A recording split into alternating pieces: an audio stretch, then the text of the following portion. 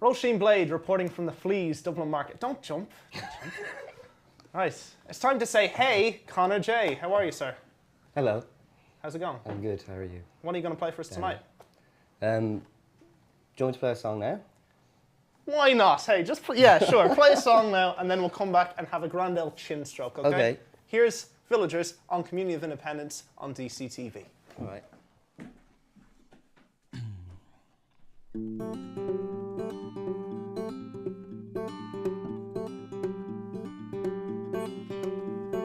Naked on the toilet with a toothbrush in his mouth, when he suddenly acquired an overwhelming sense of doubt. Every single piece of baggage he'd been holding on his back was beginning to dig in, and his back began to crack. And when he finally broke up, he found that he'd been breaking down. Little body, little soul, little shrapnel on the ground. And so he started to examine, from the clumsy to the cute, from the fat cat to the destitute, from the fat cat to the mute.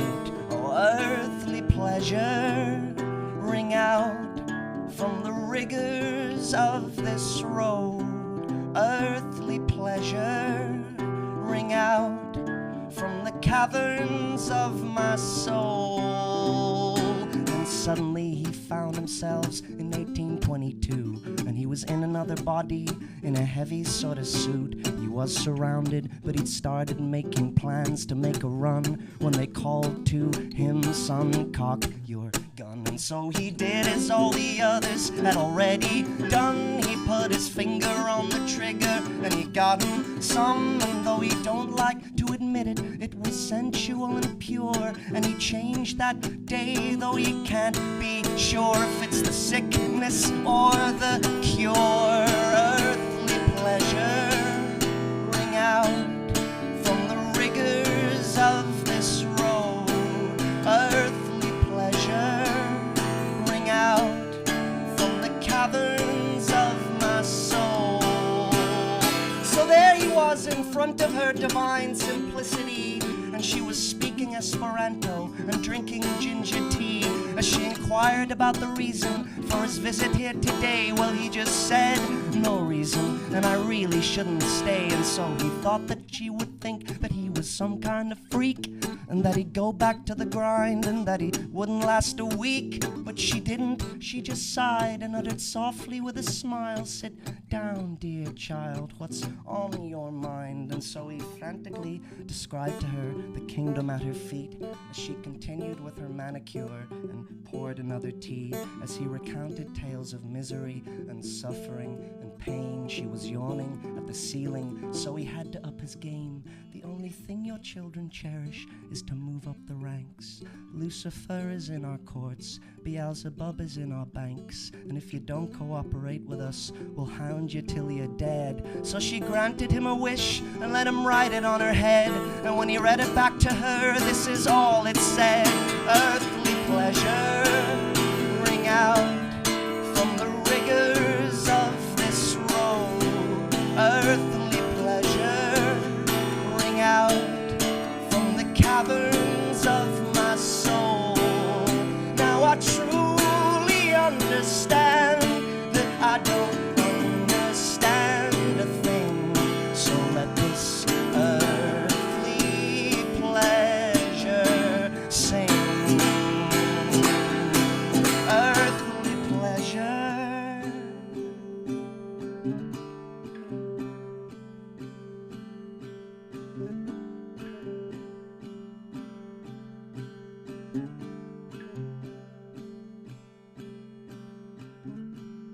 Pleasure.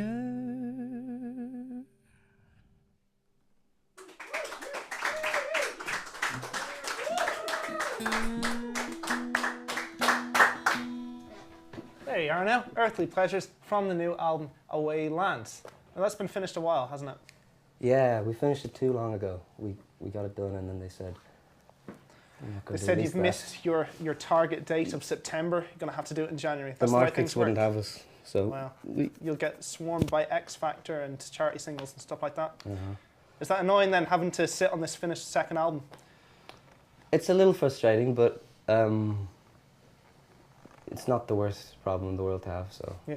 yeah. And also when they gave us more time, we ended up using that time and kind of re-recording lots of things and. Okay, still airbrushing and fixing little things. Yeah. So then stuff went out to the press people, and then we added more stuff to it. So some people have earlier versions of the album and stuff. And we put a donkey onto it, basically. Wow. Okay, that's a pretty nice addition. Yeah. Well, I can tell you that you're not just figuratively sitting on your own second album. You're also literally sitting on somebody else's album. Why don't you look under your chair there, Conor, for a Mayan apocalypse surprise? Oh my God. What shall you find? This is like Nardwar. Yes, thank you for pointing out who I've ripped it off from. What do we have there? Oh my God. Wow. Curtis Mayfield. That's right. What album is that though? That's his, I called believe it's Curtis. his second album, self-titled, Curtis. Oh my gosh. So you don't have this one? I don't think I do, no. Well, what appeals to you about Curtis Mayfield's music? Because as I understand it, he was, informed the new album a wee bit. Well, it was mainly Superfly I was listening to. I'm kind of obvious, but it was kind of listening to the grooves and the general sentiments and the bass playing, the sound of things, and just the purity of the rhythm in his music. And yeah, oh my gosh, cool. Could I have that?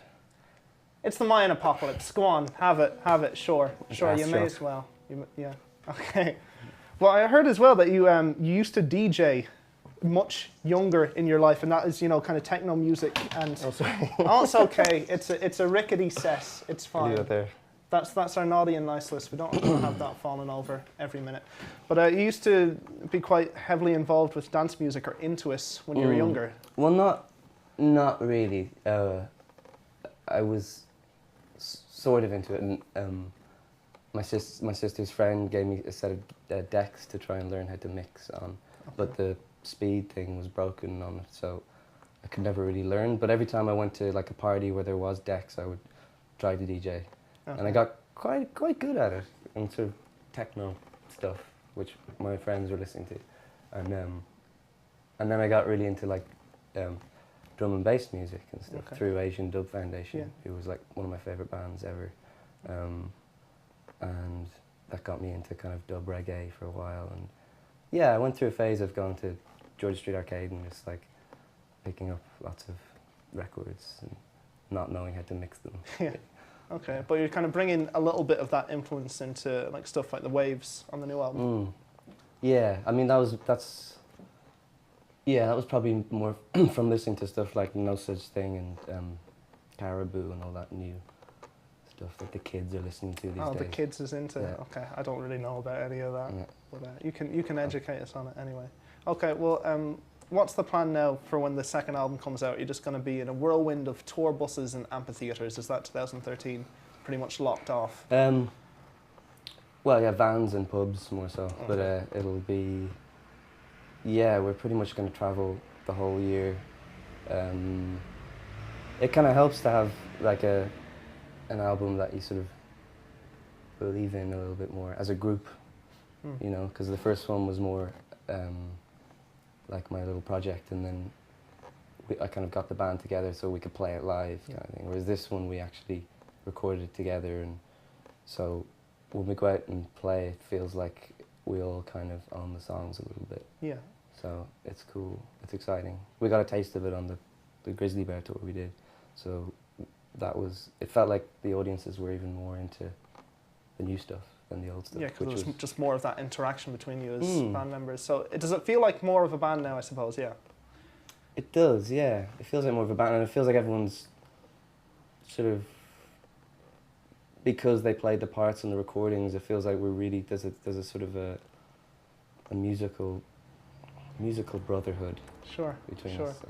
Well, not to cast your mind too far back again, but what do you think you learned from your first band, The Immediate? I mean, obviously that group dissolved and you started Villagers. What do you think you learned from that experience that you took to this new band?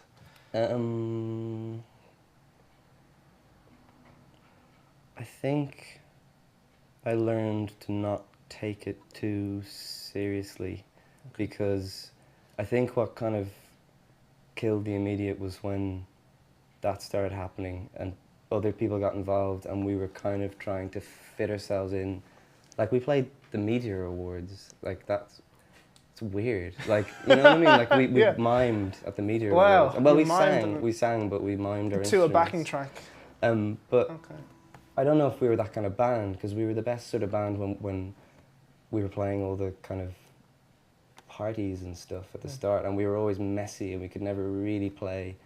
And then when we tried to pretend we could play, it just got really kind of boring or something. Okay. So I think don't learn how to play your instruments, basically. Sure, and just don't Yeah. let that kind of encroach on you. Mm. Well, I mean, the success of becoming a jackal, it's inevitable that far more people are interested in you, and you're kind of thrust into that flashbulb parade again. How do you kind of deal with that? The Flashbulb Parade. Yes. I don't know. I guess, I mean, usually I think the trick is to be too busy to sort of think about all the stuff, the extraneous kind of stuff, and if you just focus on getting better at what you do and work. I mean, I work very hard at what I do, so when there's no one around and when between the albums or whatever, I just kind of disappeared for a while and didn't really leave my house until I'd written an album kind of thing. So that's an important thing to remember, you know. It took me a while to get over the feeling of thinking about how people are going to receive it and the critical stuff. But once I did get over that, it was much easier because you get your own sort of sense of, you get your own critic and you judge yourself much harsher than anyone else possibly could. So that's that's when you become, you know, invincible to it. Okay. Is it still a case that with most songs you do demos in numerous different interpretations of a song before you'd even bring it into the studio, like a few different demo versions, a few different styles? I do lots of different versions, Yeah. and yeah, and most of the demos for this album sounded more like The Waves, the first song we brought out, which is much more electronic. But it was only when we got to recording the album that we stripped most of that away, because A, it felt like an amateur's take on making electronic music, which some of it was, and B, it was like not strengthening the song. But I wouldn't have written the songs if I hadn't done all those experiments. So I kind of discovered these skeletons of songs underneath, which was a nice discovery, and then I realised I could get rid of all the fat on top of them. Okay. Yeah, so it's not drastically different really to the first album. It's just got a few more colours really. Do you want to play us another new song then? Yeah. All right, what's it called? I'm going to play Nothing Arrived, which is the single that we brought out second,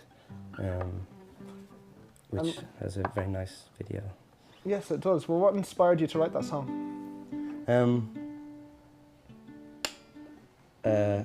A feeling of utter meaninglessness. Okay. It's quite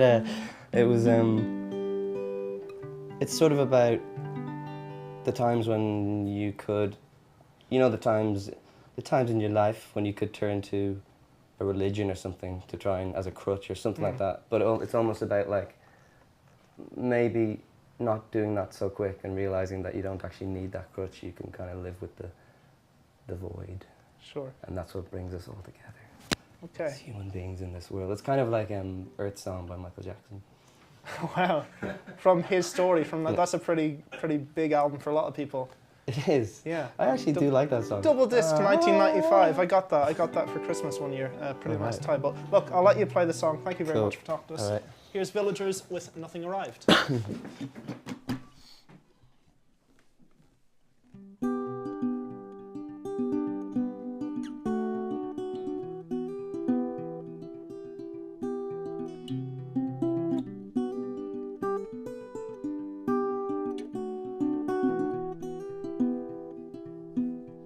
Savannah scatters and the seabird sings.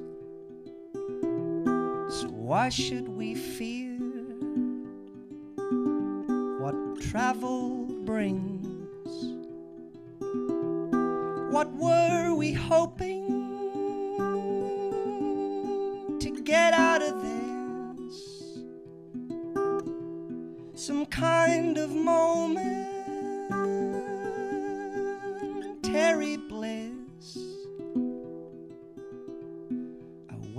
for something, and something died.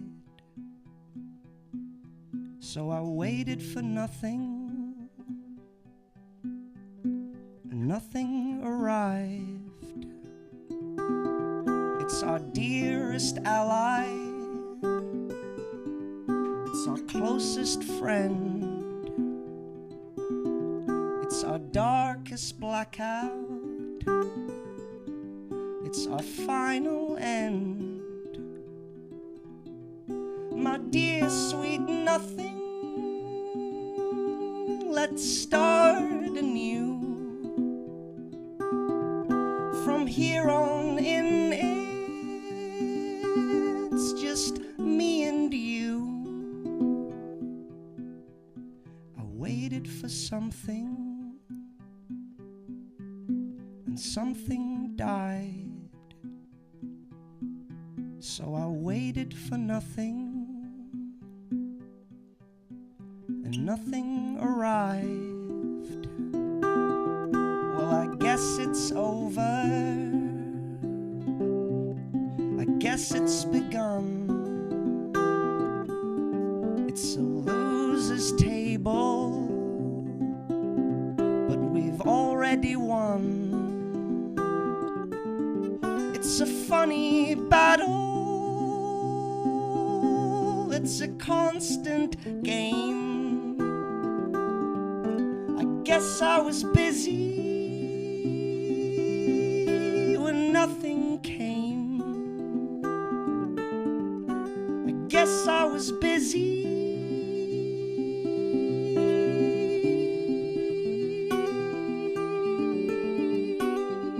I was busy.